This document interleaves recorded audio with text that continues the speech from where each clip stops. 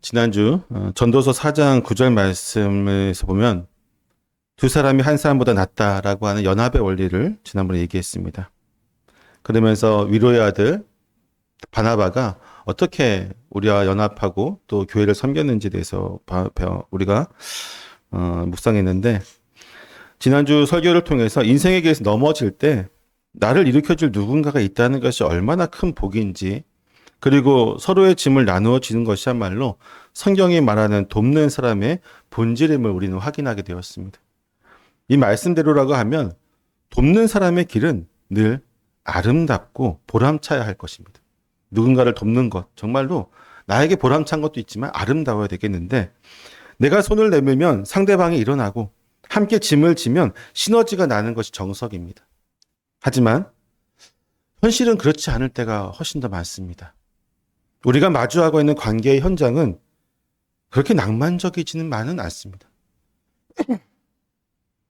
정말 힘들다고 해서 내 바쁜 시간을 쪼개서 들어주고 위로해주고 정말 그를 위해서 내 시간을 다 바쳤는데, 그럼에도 불구하고 상대방은 나를 그저 감정의 쓰레기통으로 취급할 때가 있습니다. 자기는 실컷 쏟아내고 시원해져서 돌아가지만 정작 그 부정적인 감정들을 뒤집어 쓴 나는 밤새 잠을 못 이루고 끙끙대기도 합니다. 어디 그뿐입니까? 딱한 사정이 안타까워서 우리의 물질을 희생해서 그를 도와주었더니 고마워하기는커녕 그것을 당연한 권리처럼 요구하는 사람들도 있습니다. 심지어 내가 힘써서 세워준 사람이 결정적인 순간에 나를 배신하고 등에 칼을 꼽기도 합니다. 함께 짐을 지려고 어깨를 내어 주었는데 상대방이 아예 자기 십자가까지 나에게 떠넘기는 것조차 우리에게는 현실 속에서 자주 일어나는 일입니다. 두 사람이 한 사람보다 낫다고 했는데 막상 겪어보니 차라리 혼자가 낫더라라고 하는 게 어쩌면 세상이 우리에게 주는 유혹일 수도 있습니다. 바로 밑빠진 독에 물 붓기 같은 상황, 도와줘도 변하지 않는 사람 앞에서 우리가 느끼는 이 배신감은, 그리고 그 피로감은 이루 말할 수 없을 것입니다. 오늘 우리가 마주할 본문은 바로 이런 딜레마의 정석을 좀 보여주고 있어요. 초대교회 역사상 가장 완벽한 연합을 보여주었던 바울과 바나바가 한 사람의 문제로 인해서 격렬하게 충돌하고 결국 갈라서는 충격적인 장면을 보고 있습니다. 그토록 서로를 아꼈고 서로를 정말 위해주고 높여주었던 그 두 사람이 갈라지게 된 것이죠.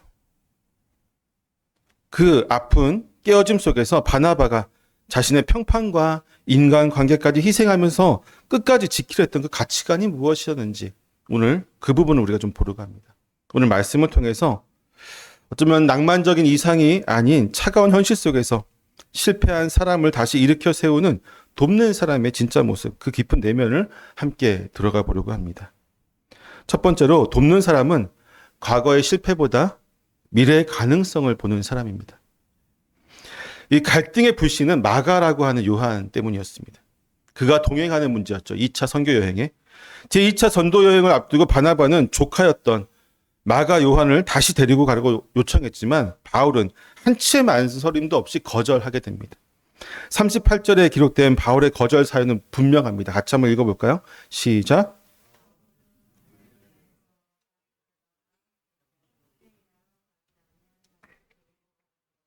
옳지 않다. 옳지 않대요. 옳지 않다. 옳지 않다. 이 구절의 어떤 무게를 이해하려면요, 우리가 1차 전도 여행을 좀 봐야 되겠죠. 1차 전도 여행 당시에 마가가 도망쳤던 이 밤빌리아라고 하는 곳의 상황을 구체적으로 좀 보면은 그곳은 결코 낭만적인 여행지가 아니었습니다. 밤빌리아는 숨막힐 듯한 어떤 습기와 찌는 듯한 더위로 말라리아 같은 풍토병이 창궐하고 있었던 지역이었습니다. 바울이 여기서 말라리아에 걸리게 되죠. 죽을 위기를 경험하게 됩니다. 정말 죽기 직전까지 가게 되죠. 병에 걸려서. 그들 앞에는 또한 해발 3,000m가 넘는 험준한 타우루스 산맥이 있었어요. 이 산맥을 넘어가야 됐습니다. 그리고 심지어는 이 산맥에는 당시에 정말 무수히 많은 산적들이 설치고 있었습니다. 곳곳마다 산적들이 있었어요. 여행자들을 노리는 그 산적들 때문에 쉽게 넘어갈 수가 없는, 무리를 지어서 함께 가야만 됐던 곳이었습니다. 훗날 바울이 고린도후서 11장 26절에서 뭐라고 얘기하냐면요. 강의 위험과 강도의 위험. 이 강의 위험과 강도의 위험, 이게 다 밤빌리아 지역에 대한 얘기거든요. 그 처절한 기록이 이곳에 남아있어. 때문에 예루살렘의 유복한 가정에서 온실 속에 화초처럼 자랐던 청년 마가에게 이러한 현실은 감당하기 버거운 공포였을지도 모릅니다. 결국 마가는 그 살인적인 중압감을 견디지 못하고 동료들이 병마와, 특히 바울이 병마와 싸워서 죽을 위기에 처했는데도 그러면서 산을 넘고 있었거든요. 병 걸린 상태에서 산을 넘고 있었는데 그는 그때 짐을 싸서 예루살렘으로 돌아갑니다. 발걸음을 돌립니다. 바울에게 이것은 명백한 직무유기이자 치열한 영적 전쟁터에서 동료를 버리고 도망친 탈영과 같은 것이었어요. 바울의 입장에서, 우리가 바울의 입장을 보면은 선교는요, 생사를 오가는 전투 현장이었어요. 바울의 입장에서. 그 중에서도 바울은 최전방을 누비는 어떤 야전 사령관 같은 사람이었습니다. 그에게 선교는 생사를 건 전쟁이었는데 때문에 바울은 지금 당장 투입될 병사의 능력과 그의 태도, 그리고 끝까지 함께할 근성 같은 것들을 최우선으로 검증해야 됐어. 지금 당장 이 사람이 나와 이 전쟁터에서 어떻게 싸울 수 있는가, 이게 중요했던 것입니다. 이미 한번 두려움에 굴복해서 팀을 위기에 몰아넣었던 사람을 다시 데려가는 것은 지휘관의 입장에서는 무책임한 행동일 수도 있습니다. 바울은 냉정하게 현재의 사역과 팀의 안전을 위해서 마가라고 하는 이 사람을 배제하는 것이 지극히 타당하고 합리적인 판단이라고 생각했던 것이죠. 그러나 바나바의 관점은 좀 전혀 다른 곳에 있었습니다. 바울이 잘못됐다는 것이 아니에요. 둘이 관점이 다르다는 겁니다. 바울은 당장의 그 전투 현장에서 나와 동력할 강력한 군사를 원했던 반면에 바나바는 그렇지 않았습니다. 바나바라고 해서 마가가 얼마나 나약한 기질을 가지고 있었는지, 부족한 사명감을 가지고 있었는지 몰랐을 리가 전혀 없죠. 하지만 바울이 당장 눈앞에 닥친 사역의 완수를 위한 사람을 평가했다면 바나바는 사역보다 더 중요한 사람의 회복에 초점을 맞추고 있었던 것이죠. 위로의 아들이었잖아요. 바울에게 마가는 교체해야 할 고장난 부품이었을지도 모릅니다. 전쟁터에서 불량 무기를 들고 싸울 수는 없으니까요. 하지만 바나바에게 마가는 치료가 필요한 아픈 손가락이었습니다. 그는 마가의 실수라고 하는 행동 이면에 감추어진 그의 좌절감, 그리고 수치심, 그리고 다시 일어서고 싶어하는 그 간절한 중심, 그 모든 것을 다 들여다보고 있었던 것이죠. 바나바의 이러한 믿음은 막연한 낙관론이 아니었습니다. 그것은 하나님께서 한 영혼을 다루시는 방식이기도 하죠. 훗날 바울은 빌립보서 1장 6절에서 이렇게 얘기합니다. 너희 안에서 착한 일을 시작하신 이가 그리스도 예수의 날까지 이루실 줄을 우리는 확신하노라. 바나바는 이미 그 말씀을 삶으로 살고 있었던 거예요. 마가를 부르신 이도 하나님이시고 그 마음에 거룩한 소명을 주신 이도 하나님이신 거죠. 비록 지금은 밤빌리아에서의 거센 풍파 앞에서 무릎을 꿇었지만 하나님께서 한번 시작하신 인생을 중간에 포기하실 리가 없다라고 하는 확신을 그는 가지고 있었던 것입니다. 바울이 눈에 보이는 마가의 나약함과 의지, 그것을 탓하고 있을 때 바나바는 보이지 않는 하나님의 신실하심에 모든 것을 걸고 그를 붙잡고 있었던 것입니다. 생각해보면 참 아이러니하지 않습니까? 지금 마가를 매몰차게 내치려 하는 바울이 자신이야말로 바나바의 이런 시선 덕분에 구사일생으로 살아난 증인이었습니다. 사도행전 9장에서 회심한 바울이 예루살렘을 찾아갔을 때 제자들이 다 두려워 떠났잖아요. 두려워서 그 제자들을 믿지 아니하였다라고 본문을 기록합니다. 모두가 사울의 끔찍한 과거, 즉 스데반을 죽인 살인자요, 그 현장에 있었던 자고 수많은 사람들 잡아가서 죽음에 이르게 했던 그의 끔찍했던 과거를 기억하면서 그를 다 거절했지만 바나바는 그렇지 않았습니다. 하나님께서 그를 변화시켰습니다라고 하는 그 확신 가운데 그의 보증인이 되어서 제자들과 만나게 하잖아요. 그때 유일하게 그 닫힌 문을 열고 사울을 데려온 사람이 바로 바나바였습니다. 만약 그때 바나바가 마가를 보듯이 사울의 과거 행적이라고 하는 이 팩트만 보았다면, 사울이라고 하는 사람이 과거에 이런 일을 했어라고 그 팩트만 보았다면 우리는 지금의 그 바울을 만나기가 굉장히 힘들었을 것입니다. 하지만 바나바는 그 사울 안에서 역사하시는 하나님의 손길을 보았습니다. 하나님이 시작하였으니 하나님이 이 사람을 반드시 회복시킬 것이다. 그러한 믿음 때문에 핍박자였던 사울을 그는 형제로 받아들일 수 있었던 것이죠. 지난주에도 얘기했지만 만약에 바울이 정말로 거짓으로 회개했다고 하면 그 모든 책임을 바나바가 다 졌어야 됩니다. 그리고 그 똑같은 시선으로 지금 마가 요한을 바나바는 보고 있는 것이죠. 아이러니하게도 그런 시선으로 이제는 교회 앞에 서게 된 바울은 급한 그 야전사랑관의 마음 때문에 바나바의 마음은 가질 수가 없는 것입니다. 바나바가 사울을 영접했던 그 믿음의 원리는 지금 떨고 있는 마가에게도 동일하게 적용되었습니다. 과거 사울의 살기 등등한 겉모습 너머에서 하나님의 일하심을 보았던 바나바는 이제 실패했던 한 번의 실패로 인해서 좌절하고 있는 이 마가 속에서도 여전히 역사하시는 하나님의 손길을 바라보고 있었던 것입니다. 이것이 바나바가 보여준 돕는 사람의 품격이에요. 그는 사람을 쓰고 버리는 도구로 보지 않고 고쳐서 쓰고 살려내는 존재로 보였던 것입니다. 세상 모두가 너는 끝났다라고 등을 돌렸을 때에 흙 속에 진주를 닦듯이 주저앉은 그 영혼을 다시 일으켜 세우는 사람, 바로 그 회복의 손길을 내미는 사람이 바로 바나바인 것입니다. 둘째로, 돕는 사람은 한 영혼을 위해 관계의 불편함을 감수할 수 있어야 됩니다. 누군가를 돕는다는 것은 내게 지금 남는 여유 있는 것을 조금 나누어 주는 어떤 그런 가벼운 일이 아니에요, 여러분. 한 영혼을 책임진다는 것은 때로 자신의 가장 소중한 것을 걸어야 하는 무거운 결단을 요구하기도 합니다. 39절을 한번 읽어볼까요? 시작.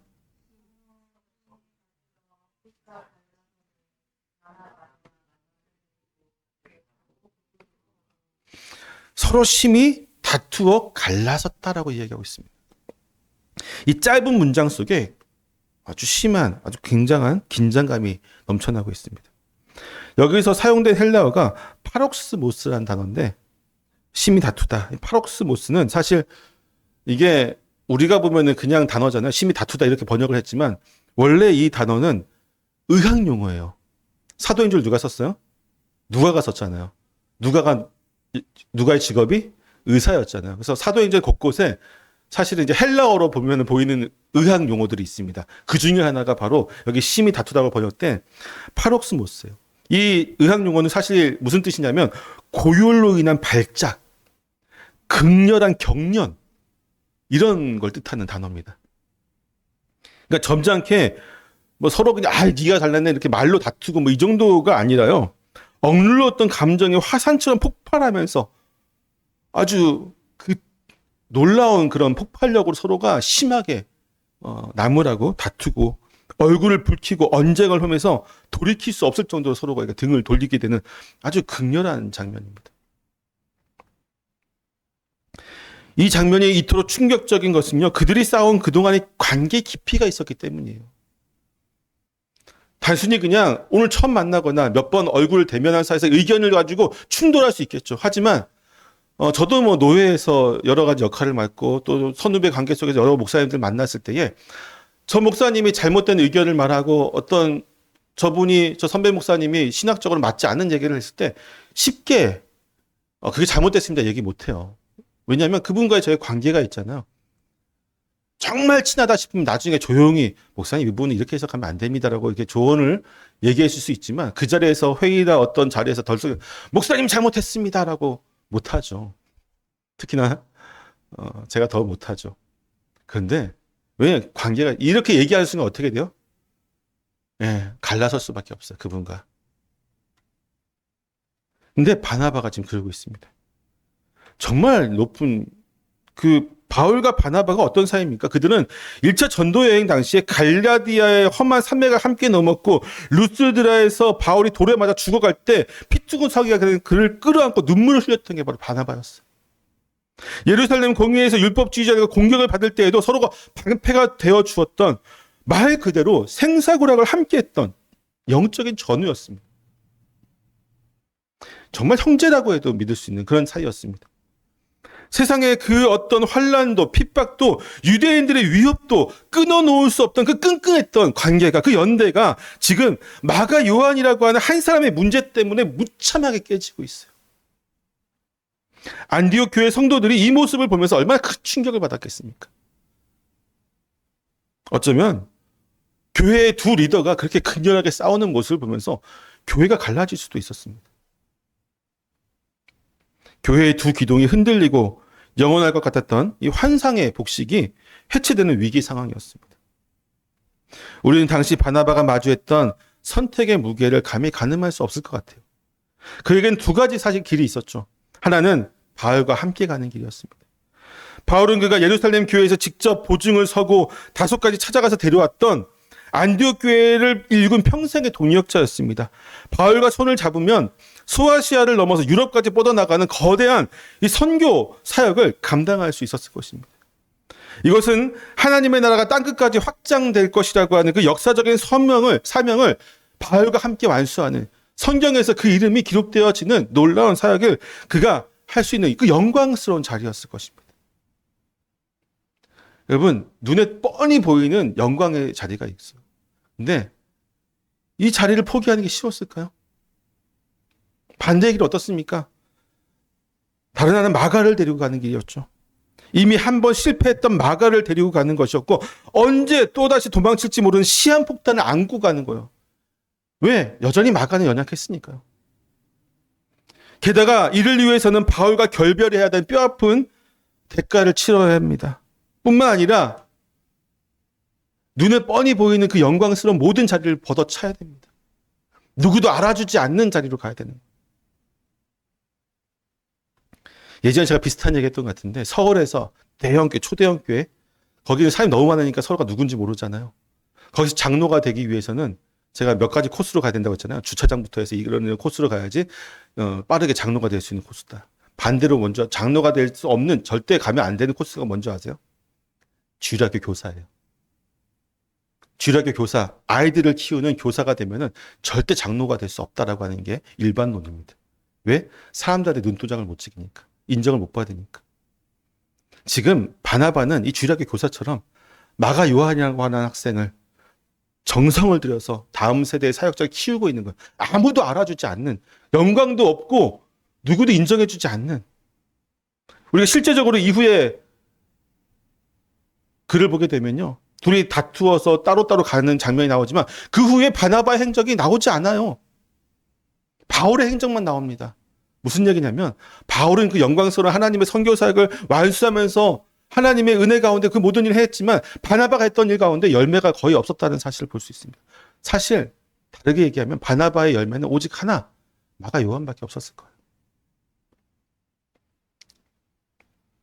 바울이 이룬 업적과는 감히 비교하기 민망한 행적이었을 것입니다.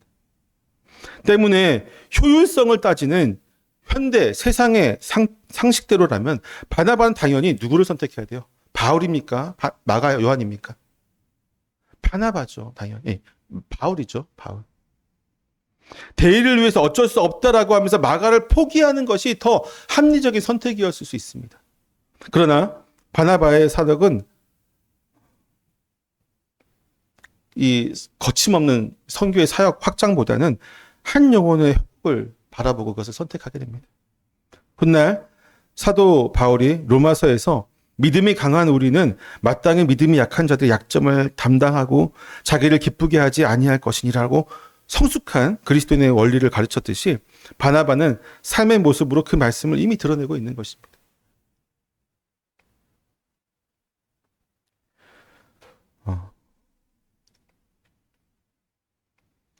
당시 교회 안에서 바울과 바나바는 믿음이 강한 자였죠. 반면 실패하고 넘어진 마가는 믿음이 약한 자였습니다. 세상의 원리는 강한 자끼리 손을 잡고 더 높은 곳으로 올라가는 것이라고 말합니다. 하지만 약한 자의 짐을 굳이 짊어져서 그 속도를 늦출 필요가 없죠. 경쟁이 심한 우리나라 같은 경우는 더 심합니다. 하지만 바나바는 자기를 기쁘게 하는 길을 거부합니다. 바울과 함께하며 누릴 수 있는 사역적인 성취와 명예를 기꺼이 내려놓고 마가의 약점을 담당하는 길을 선택하는 것이죠. 여기서 담당하다라고 하는 이 말은요, 그냥 단순히 이제 어떤 일을 내가 맡았다 이것이 아니라 약한 자가 걷지 못할 때 그에게 등을 내밀어주고 함께 업고 가는 사람이에요. 그게 바로 바나바의 사역이었습니다. 누군가 먼저 어깨를 내어주지 않는다면 마가는 혼자의 힘으로는 결코 다시 일어설 수 없음을 바나바는 누구보다 잘 알고 있었던 것입니다. 결국 그는 바울과 함께 비상할 수 있는 날개를 스스로 접고 대신 마가라고 하는 무거운 짐을 묵묵히 짊어지는 길을 선택했던 것입니다. 하지만 이 결단을 위해 그가 치러야 할 대가는 매우 가혹했습니다. 아까도 얘기했지만 평생의 동역자인 바울과 등을 돌렸고 안디옥 교회의 전폭적인 지지마저 뒤로 했습니다. 우리가 40절을 보게 되면요. 40절 볼까요? 한번 읽어봅시다. 시작. 형제들에게 주의 은혜에 부탁함을 받고 떠나. 바울과 바나바는 안디옥 교회의 축복 가운데 떠나게 됐지만 그 바나바와 마가는 그렇지 않았습니다. 그렇죠? 이게 되게 커요. 교회의 파송을 받고 축복을 받고 떠나는 것과 그렇지 않은 것은 매우 큰 의미가 있습니다. 이것이 사람을 돕는 사람의 어쩌면 운명일 수도 있습니다. 자기를 희생하지 않고 사람을 세우는 방법은 없기 때문이죠. 내가 평안하고 내 좋은 평판을 모두 유지하면서 누군가를 돕는다는 것은요, 어쩌면 욕심일지도 모릅니다. 바나바가 감수했던 이 관계의 단절과 뼈를 깎는 헌신이 있었기 때문에 벼랑 끝에 몰렸던 마가는 다시 숨을 쉴 수 있게 되었습니다. 세 번째로, 돕는 사람의 인내는 결국 유익한 열매로 증명될 것입니다. 그렇게 바울과 헤어진 뒤 사도행전의 무대에서 바나바의 이름은 더 이상 등장하지 않습니다. 거짓말처럼 그렇게 많이 등장했던 바나바의 이름은 사라지게 됩니다. 성경은 이후 바울이 신라와 함께 유럽을 건너서 빌립보와 고린도의 교회를 세우는 위대한 승전보를 전하지만 마가를 데리고 구브로로 떠났던 이 바나바에 대해서는 침묵하고 있습니다. 어쩌면 사람들은 이 마가에 대해서 수근거렸을지도 몰라요. 마가 때문에 바나바가 화려했던 경력이 단절되었다. 바나바는 정에 끌려서 공과 사를 구분 못하던 결국 주류에서 밀려났다. 만약에 현대 사회였다면 이런 말들이 많이 나오지 않았겠습니까? 실제로 기록이 없다는 것은 그들의 사역이 그렇게 큰 열매를 거두지 못했을 것입니다. 하지만 그 침묵의 시간 동안, 성경이 침묵하고 있었던 그 시간 동안 바나바는 포기하지 않았어요. 그 10년의 세월 동안 바나바는 깨어진 마가의 마음을 싸맸고 다시 복음의 일꾼으로 살아갈 수 있는 사람을 낚는 어부가 되게 하고 농사꾼이 되게 했습니다. 그리고 그 긴 세월이 지난, 한 10여 년의 긴 세월이 지난 뒤에 드디어 그 인내의 농사가 결실을 맺는 감동적인 순간들이 찾아오게 됩니다. 골로새서 4장 10절 말씀 한번 볼까요? 한번 같이 읽어보겠습니다. 시작.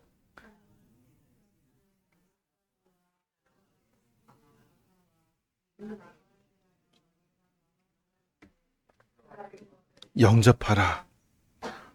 지금 바울과 함께 누가 갇혔어요? 아리스타고와 마가가. 그리고 마가를 어떻게 하라고요, 여러분? 마가가 너희가 가면 어떻게 하라고요? 영접하라고. 지금 누구 입에서 나왔어요? 바울의 입에서 나왔어요. 쟤는 절대 안 돼. 쟤는 실패자야. 쟤와 같이 가면 우리 사회가 망할 거야라고 얘기했던 그 바울이 너희들 마가가 가면 꼭 영접해야 돼라고 당부를 하고 있습니다.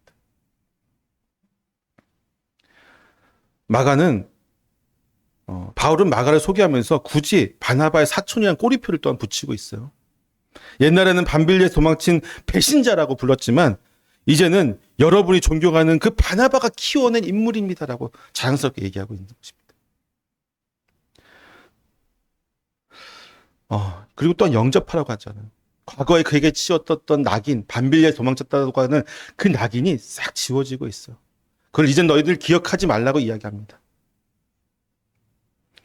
바울 스스로가 바나바의 그 수고를 이제 인정하고 있는 것이죠. 그리고 바울의 인생의 마지막 순간에 그는 어떻게 고백하냐면요. 디모데후서 4장 11절을 보겠습니다. 이 4장 11절에서 반전의 드라마는 절정을 이루게 됩니다. 차가운 로마 감옥에서 죽음을 앞둔 이 노인 바울은 가장 보고 싶은 사람을 찾고 있는데 이렇게 얘기하고 있어요. 읽어봅시다. 시작.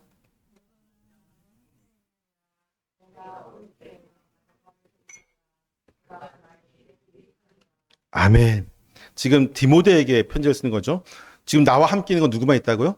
누가가 있고 지금 디모데에게 어서 빨리 오라고 지금 편지를 보내면서 누구를 데리고 오라고요? 마가 요한을 데리고 오라고요. 그가 나에게 유익하다. 이 유익하다라고 하는 말의 무게를 좀 느껴지십니까? 과거에 바울은 마가를 무익한 자라고 생각했어요. 이익이 없는 자. 그래서 데려갈 가치가 없는 자라고 단정했던 사람이었습니다. 그러나 지금은 나에게 없어서는 안 돼 소중한 사람, 내 사역을 완성하기 위해 꼭 필요한 사람이라고 고백하고 있는 거예요. 도대체 그동안 무슨 일이 있었던 걸까요? 바울이 마가를 불량품이라고 버렸을 때 그를 데리고 떠난 바나바가 있었기 때문이죠. 세상이 다 잊어버린 그 침묵의 시간 동안 바나바가 흘린 눈물과 인내가 있었기 때문에 도망자 마가가 훗날 마가복음의 저자이자 사도 바울의 위로자로 다시 태어날 수 있었던 것입니다. 바나바가 짊어졌던 그 무거운 짐이 결국 아름다운 보석이 되었습니다. 여러분, 돕는 사람의 승리는요, 당장 눈앞에 보이지 않습니다. 우리가 지금 쏟고 있는 정성이 자녀들을 향한 기도가 혹은 속속이는 어떤 지체를 향한 섬김이 마치 밑빠진 독에 물 붓기처럼 느껴질 때가 많이 있을 것입니다. 때로는 제가 설교를 할 때도 이런 느낌을 많이 받아요. 이렇게 내가 주구장창 설교를 하는데 이게 밑빠진 독에 물 붓기는 아닌가라는 생각도 들 때도 있습니다. 하지만 우리가 기억해야 할 것은 바나바가 마가를 포기하지 않고 기다려 주었듯이 그리하여 마가복음이 기록되었고 바울은 외롭지 않게 사역을 마칠 수 있었다는 것이죠. 우리의 기다림은 결코 실패가 되지 않습니다. 언젠가 우리의 그 인내가 정말 하나님께서 보증하신, 확증하시는 그 놀라우신 은혜로 인해서 그 열매를 거두게 될 것이라는 거죠. 왜냐하면 우리 안에 착한 일을 시작하신 그분이 반드시 그렇게 이루실 것이기 때문입니다. 이제 말씀 마칩니다. 오늘 우리는 사도행전 15장의 뼈아픈 갈등을 통해서 참된 돕는 사람의 길이 무엇인지를 보았습니다. 일의 효율과 명분을 따지었던 이 바울이 잘못된 것은 아니죠. 그도 옳았습니다. 하지만 한 영혼을 천하보다 귀하게 여기는 생명의 관점에서는 바나바가 더 옳았던 것이죠. 둘 다 필요해요. 사역을 바라보면서 앞으로 달려가는 사람이 있어야 되면 그로 인해서 상처받는 이들을 보듬어 줘야 되는 사람도 있어야 되는 것이죠. 사랑하는 성도 여러분, 사실 우리 모두가 하나님 앞에서 밤빌리에서 도망친 마가와 같은 존재들 아니겠습니까? 나는 바울이야, 나는 바나바야라고 생각하는 분들이 많이 있을 것 같은데 사실 우리는 마가에 훨씬 더 가깝습니다. 수도 없이 결심하고 또 넘어지고 주님을 실망시켜 드린 적이 얼마나 많이 있습니까, 우리는? 만약 하나님께서 바울의 냉철한 기준으로 우리를 판단했다면 우리는 다 자격 미달이에요. 누가 구원받을 수 있고 누가 하나님의 맡기신 사역을 감당할 수 있겠습니까? 저도 감히 이 자리에서 설교할 수 있는 자격이 없는 사람이 돼요. 그러나 예수님은 우리에게 영원한 바나바가 되어주십니다. 우리가 죄인 되었을 때에, 우리가 또 실패하고 도망쳤을 때에 주님은 우리를 비난하지 않으시고 십자가의 사랑으로 다시 한번 우리에게 기회를 주셨습니다. 우리의 과거의 실패를 보지 않으시고 회복될 미래의 형상을 보시면서 끝까지 기다려주시는 분, 그분이 바로 우리 주님이십니다. 그 은혜 덕분에 오늘 우리가 하나님의 유익한 일꾼으로 빚어져 가고 있는 것이죠. 그리고 지금 우리가 이 자리에 있는 것입니다. 이제 우리가 그 사랑을 좀 흘려보낼 차례입니다. 그동안 예수 그리스도로 인해서 밤빌리아에 도망쳤던 마가와 같은 우리가 이제 바울의 유익한 종이 되었듯이, 바울의 유익한 동역자가 되었듯이 우리 역시 이제 예수 그리스도의 유익한 동역자가 되어야 되지 않겠습니까?